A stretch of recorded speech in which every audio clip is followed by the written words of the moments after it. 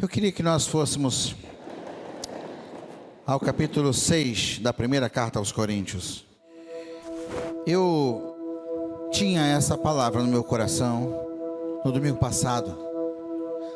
Eu queria trazer essa palavra no domingo de ceia. Mas semana passada tinha mais coisas do que eu consegui organizar aqui. E achei que deveria dar uma prioridade para aquele tema da igreja perseguida, que repercutiu muito no coração dos irmãos. Graças a Deus, Deus nos tem desafiado como igreja a entrar em novos lugares, e Ele vai dilatando o nosso coração.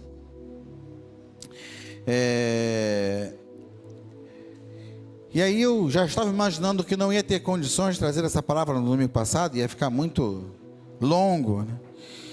E deixei para hoje, porque esses textos de Coríntios têm nos desafiado muito como igreja, e eu queria que nós meditássemos, nos aprofundássemos nesses princípios que o apóstolo Paulo está trazendo para nós aqui. Então abra sua Bíblia em 1 Coríntios capítulo 6, e eu quero ler com vocês. Diz assim: se algum de vocês tem queixa contra outro irmão, como ousa apresentar a causa para ser julgada pelos ímpios, em vez de levá-la aos santos? Vocês não sabem que os santos hão de julgar o mundo? Se vocês hão de julgar o mundo, acaso não são capazes de julgar as causas de menor importância? Vocês não sabem que haveremos de julgar os anjos? Quanto mais as coisas desta vida. Portanto, se vocês têm questões relativas às coisas desta vida, designem para juízes os que são da igreja, mesmo que sejam os menos importantes. Digo isso para envergonhá-los. Acaso não há entre vocês alguém suficientemente sábio para julgar uma causa entre irmãos? Mas em vez disso, um irmão vai ao tribunal contra outro irmão, e isso diante de descrentes.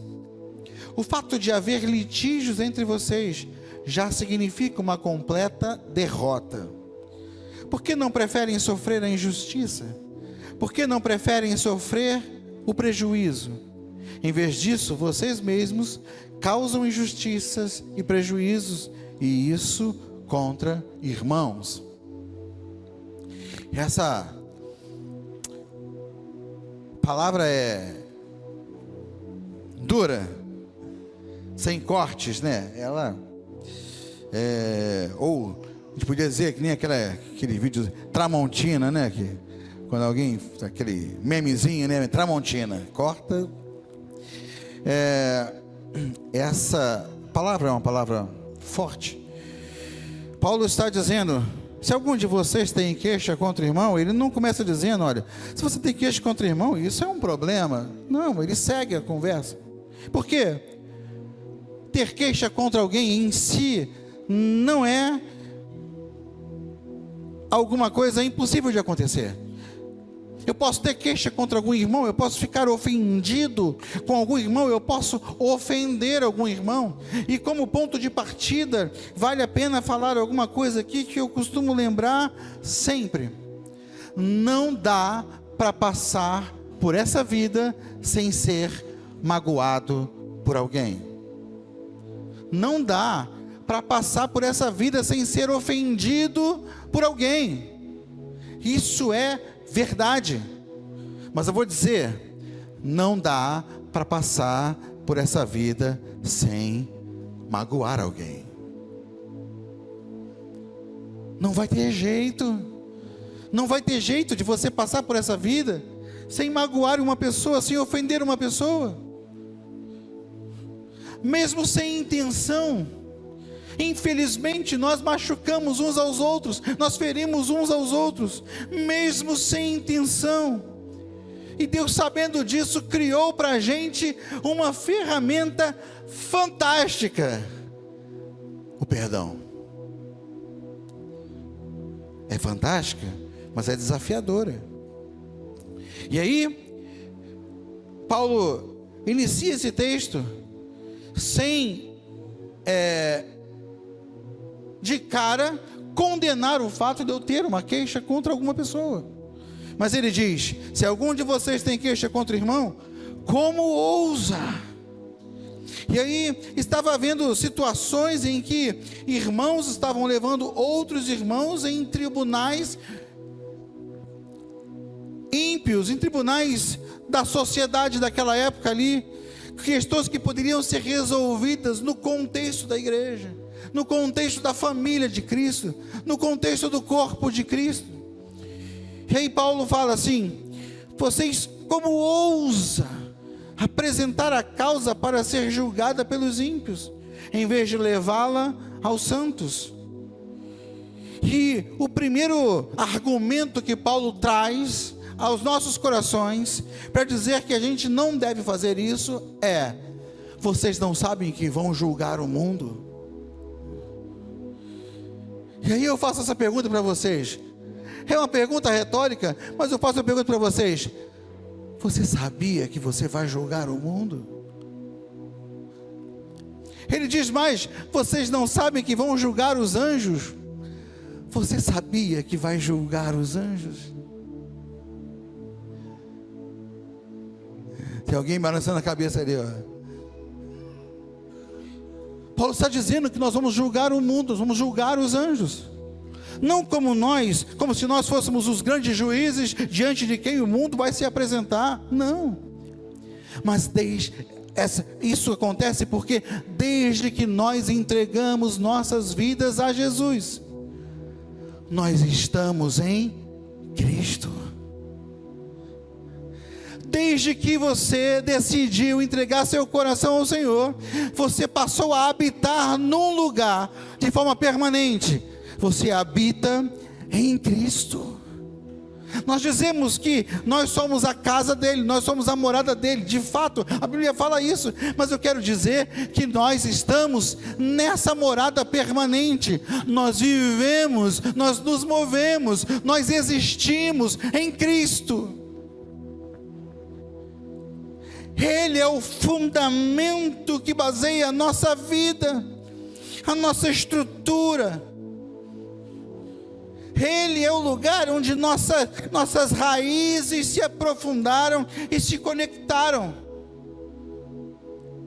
Ele é a fonte das nossas vidas.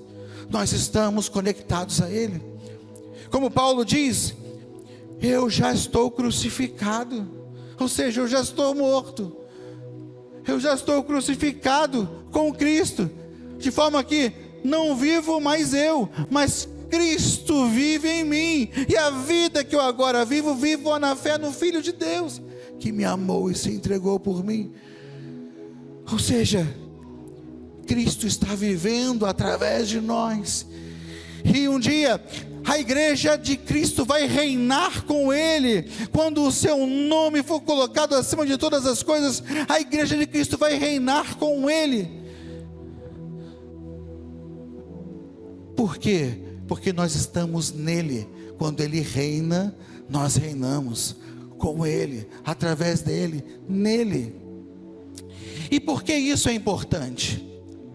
Porque Paulo está trazendo isso para aquela igreja, dizendo: como vocês ousam ir a tribunais humanos, tribunais seculares, para tratar coisas que vocês poderiam resolver entre família, como um corpo, como irmão?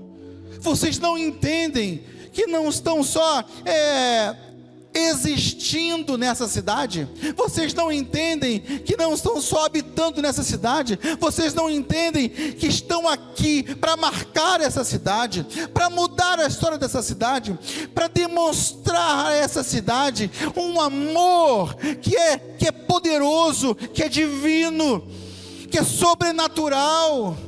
Vocês não entendem que estão aqui para marcar essa cidade com um estilo de vida que eles não conhecem, porque vocês se movem a partir de outra realidade, de uma realidade de entendimento espiritual. Vocês não entendem que vocês são um povo escatológico? Vocês, no final das coisas, vão reinar com Cristo, vão governar com Cristo e vão julgar todos os outros junto com Cristo. Vocês são um povo escatológico. Vocês fazem parte dos propósitos de Deus, das promessas de Deus. Vocês estão se movendo numa direção, vocês estão se movendo com alvos, vocês estão se movendo com propósitos que são definidos pelo céu, não pela terra. Por isso Jesus vai dizer: buscai em primeiro lugar o reino de Deus e a sua justiça. As demais coisas serão acrescentadas para você. Nesse mesmo texto ele diz: o Pai sabe o que vocês precisam. Não fiquem ansiosos pelo que vão comer ou vestir amanhã. Quem se preocupa com isso são aqueles que não têm a esperança que vocês têm. Então, não fiquem ansiosos, descansem, confiem no Senhor, busquem em primeiro lugar o reino de Deus e a justiça desse reino. Mas nós estamos tão focados em buscar a nossa justiça, nós estamos tão destinados, tão inclinados a trabalhar pela nossa própria justiça, pelo nosso próprio bem-estar.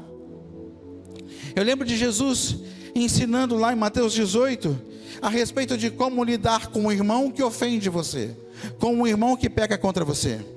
Então lá em Mateus 18, versículo 15, ele diz assim: se o seu irmão pecar contra você, vá, e a sós com ele, mostre-lhe o erro. Se ele o ouvir, você ganhou seu irmão. Que mudança de paradigma! Que mudança de mentalidade. O irmão me ofendeu, o irmão me feriu, e eu vou até ele para consertar. Mas o que move o meu coração? Eu não quero perder o meu irmão. Gente, na vida real, vamos botar assim,